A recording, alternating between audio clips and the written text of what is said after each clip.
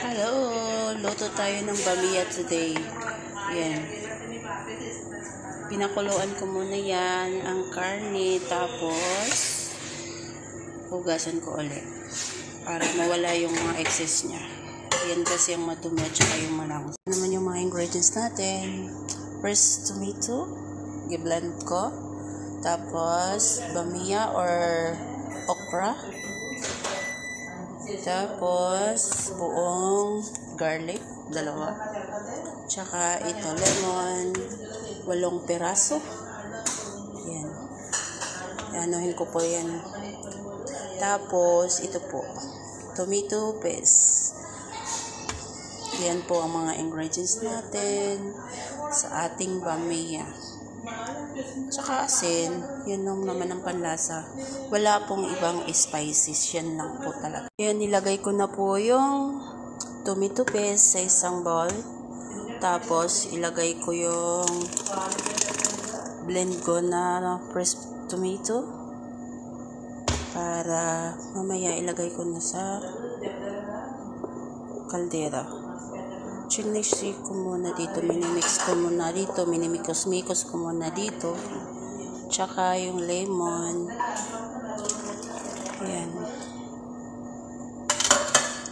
Diyan ko muna siya minikos-mikos bago ko siya ilagay sa kaldera.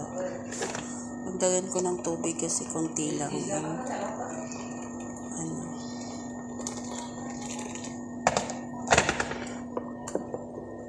Yan na siya magiging sabaw sa ating bamiya marag or marag bamiya. Yan.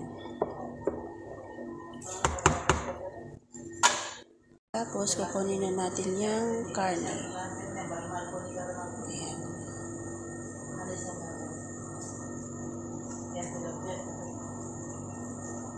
Tapos hugasan natin.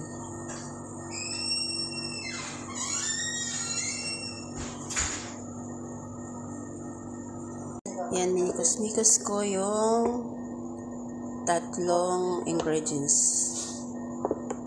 Blend na tomato fresh at saka tomato paste at saka lemon juice. At dito naman, hugasan na natin yan kasi lumabas na yung excess niya. Yung karne po yan. Yan, nahugasan ko na yan. Ayan. Hindi na din ang kaldero para sa gisa.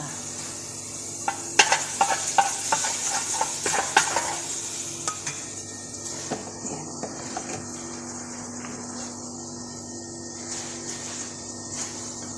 Malinis na po yan. Nahugasan ko na.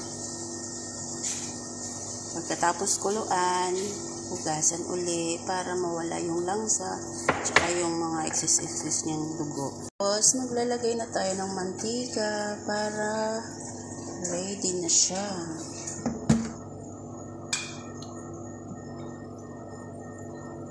Yan, mainit na po yan. Lagay na natin yung karne. Ganyan lang po magluto sa ganyan. Hindi ko rin po alam sa iba paano nila lulutuin. Basta sa akin, ganyan po. Unang discarte. Paano sa lulutuin. Unang discarte ko.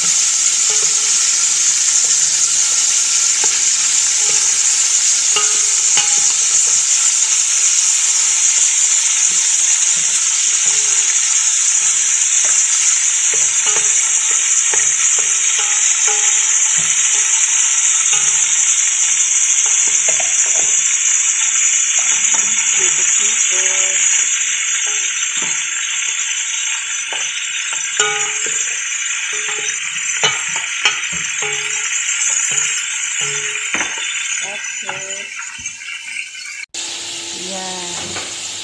Takpan muna natin sa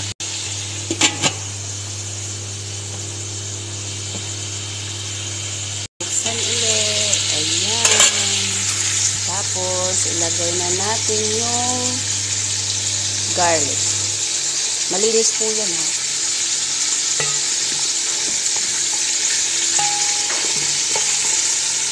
Hugasan ko na po yan. Tapos, ito naman yung ilagay. Ang okra. Okra or bamia sa Arabic. Tapos, lagyan natin ng kunting tubig para ma-absorb lang siya. At hayaan natin mawala yung tubig na nilagay natin bago natin ilagay yung minix natin na lemon, tomato paste, at saka fresh tomato. Ayan. Iksira na natin. Takpan ulit. Yan na siya, oh. Kumukulo-kulo na siya. Hindi natin yan gagalawin. Kasi, pag gagalawin natin yan, masisira yung okra or bamia. Hindi kasi pwede yung masira. Kailangan, pagkain nila buo pa rin yan. Ganyan. Kaya hindi yan gagalaw-galawin. Hayaan lang natin yan na mawala yung tubig bago natin ilagay yung minix natin kanina na tomato paste at saka fresh tomato na i-blend natin at lemon. Yun na ang magiging sabaw niya. Habang nag-wait tayo mag-absorb yung tubig, dito muna tayo sa hugasan. Maghugas muna tayo sa kinainan ng umagahan sa mga amo ko. Nalinis na. Tapos na ako maghugas, kaya i-check na natin yung niluluto natin. Ayan na siya. Check natin. Diba? Malabas na yung mantika niya. Kunti na lang yung sabaw or tubig na nilalagay natin. Kaya pwede na natin yan ilagay yung minix natin.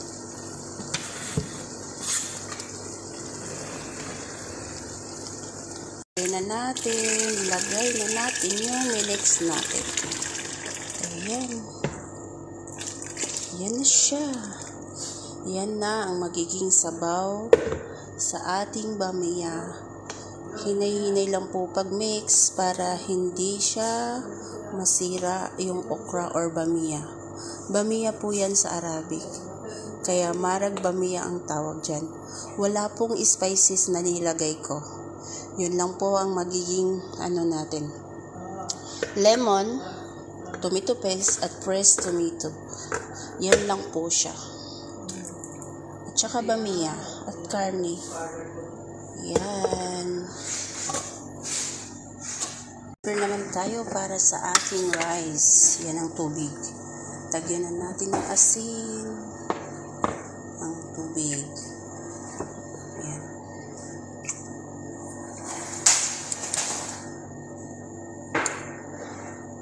Plain rice lang po ang partner sa bamia.